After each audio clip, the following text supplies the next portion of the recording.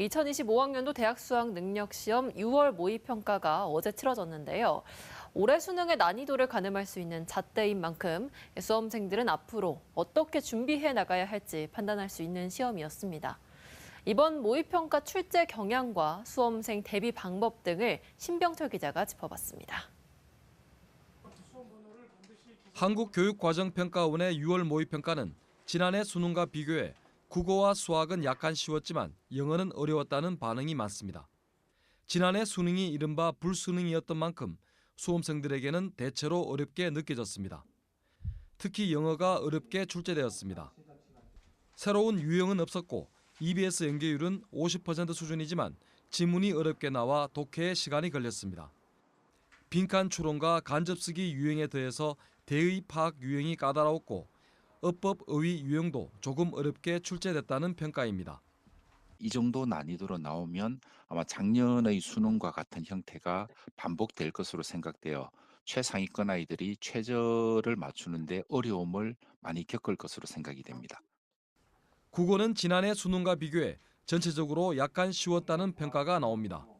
독서는 비슷하고 문학은 약간 쉽게, 선택도 쉽게 출제됐습니다. 수학은 지난해 수능보다 조금 쉬웠습니다. 3점 문항과 4점 문항이 대체로 어려웠지만 공통 과목은 대부분 평이했습니다. 선택 과목은 확률과 통계, 미적분, 기하 모두 수능보다 쉽게 출제되었습니다.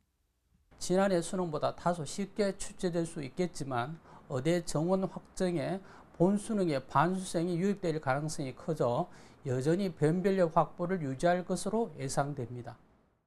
올 입시부터는 자연계열을 지원할 때 사회과목 선택을 허용하는 대학이 늘어난 것도 변수입니다.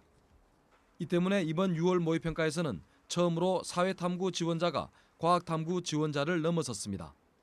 과학탐구 지원자 규모가 줄면서 1등급 기준도 높아질 것으로 보여 수시 모집에서 의대의 경우 최저 맞추기가 쉽지 않을 것으로 전망됩니다.